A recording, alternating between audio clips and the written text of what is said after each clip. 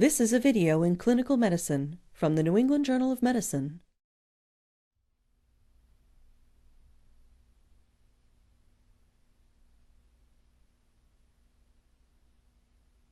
Insertion of an arterial catheter is a common procedure in critical care units.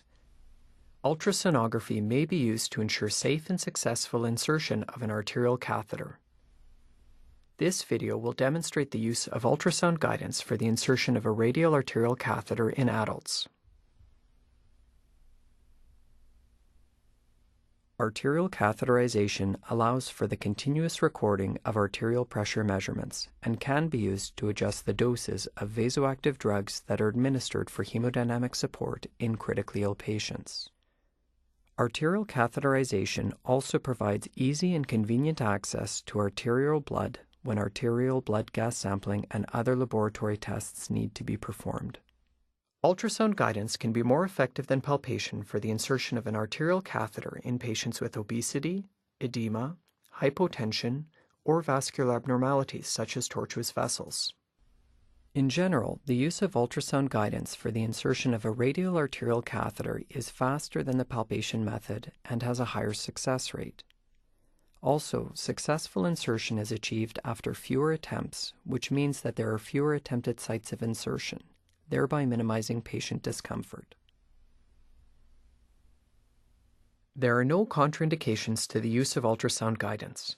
However, radial arterial catheterization is contraindicated in patients with infection of the skin or soft tissue at the insertion site, severe peripheral vascular disease, impaired collateral circulation, or severe coagulopathy. After obtaining the patient's consent for the procedure, gather the necessary equipment. You will need 2 pairs of sterile gloves, a mask, a sterile gown, a skin preparation solution such as chlorhexidine, sterile drapes, 1% lidocaine without epinephrine, a 5 cc syringe and a 25 gauge needle for delivery of the local anesthetic, and angiocatheters. Radial arterial catheterization can be performed with standard angiocatheters or with safety angiocatheters. Use the equipment that complies with the safety practices at your institution. You will also need a sterile ultrasound probe cover with sterile gel, sterile gauze, and materials for dressing and securing the catheter. You will also need a pressure bag, a pressure transducer, and a monitor that is appropriate for arterial catheter transduction. In order to assess the vasculature, you will need a linear array transducer ultrasound probe with a frequency range of 5 to 13 MHz. Wash your hands before touching the patient and put on the mask. Position the patient's wrist so that the forearm is flat. Put on a pair of sterile gloves and use antiseptic solution to wash the skin of the patient's forearm from the wrist to the antecubital fossa. Discard the gloves, wash your hands again, and put on the gown and a new pair of sterile gloves. Drape the patient, exposing only the cleaned forearm from the wrist to the antecubital fossa. Have an assistant clean the ultrasound transducer with an antiseptic wipe. Apply sterile gel to the inside of the sterile sheath and cover the ultrasound probe without contaminating the sterile gloves or the sheath. Remove any air pockets from around the probe, which if present will cause poor quality ultrasound images.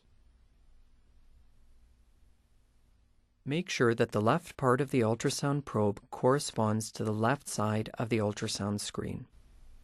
Starting at the wrist, scan the lateral aspect of the forearm in the transverse orientation and identify the radial artery and associated veins, which will be located between the styloid process of the radius and the flexor carpi radialis tendon. If necessary, apply light pressure to help differentiate the artery from the veins. Veins will collapse while the artery will not. Have the assistant adjust the gain and depth of the ultrasound machine so that the artery appears in the center of the screen and is clearly visible. As you scan the artery from the wrist to the antecubital fossa, look for arterial tortuosity and calcification. Locate a section of the artery with a large diameter and minimal calcification. To prevent the development of kinks in the catheter after it has been inserted, choose a site that is proximal to the wrist and distal to the elbow. Kinking can occur when the patient moves or is repositioned.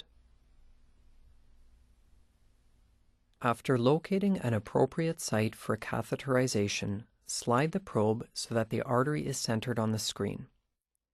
After anesthetizing the skin, insert the angiocatheter-covered needle at the middle of the probe at a 45 to 60 degree angle. Slide or tilt the probe towards the needle tip until you can visualize the tip on the monitor. Make small bouncing movements with the needle to locate the tip. As you advance the needle towards the artery, tilt the probe in the direction of the needle's trajectory to ensure that you can see the needle tip at all times. Reposition the tip periodically to confirm that it is directly above the artery. Insert the needle tip into the arterial lumen and examine the angiocatheter for flashback or blood return in order to confirm its position. Flatten the angle of the angiocatheter and then re-examine the area on the ultrasound monitor to make sure that the needle tip is still in the artery. Slide the catheter over the needle into the arterial lumen. Apply pressure proximal to the catheter, remove the needle, and attach the catheter to the transducer.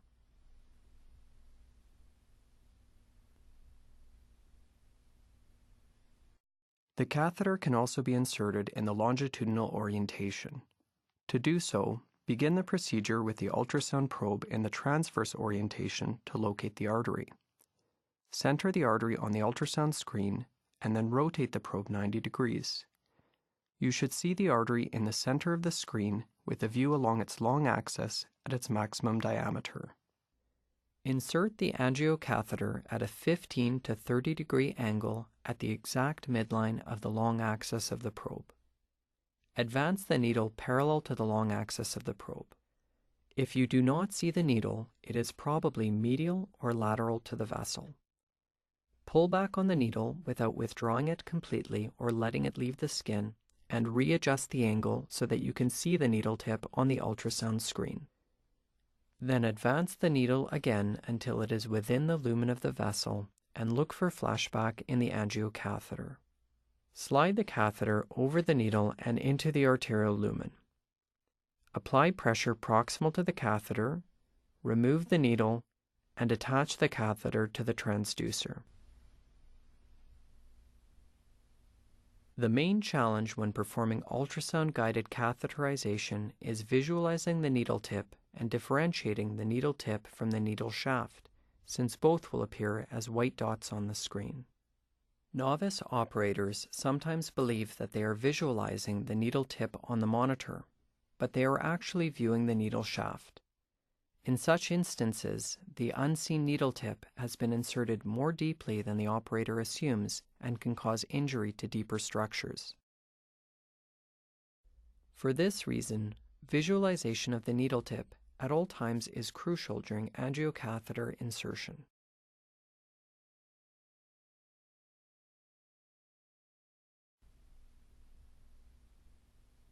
It is easy to learn how to use ultrasound guidance when performing radial arterial catheterization in either the transverse or the longitudinal orientation.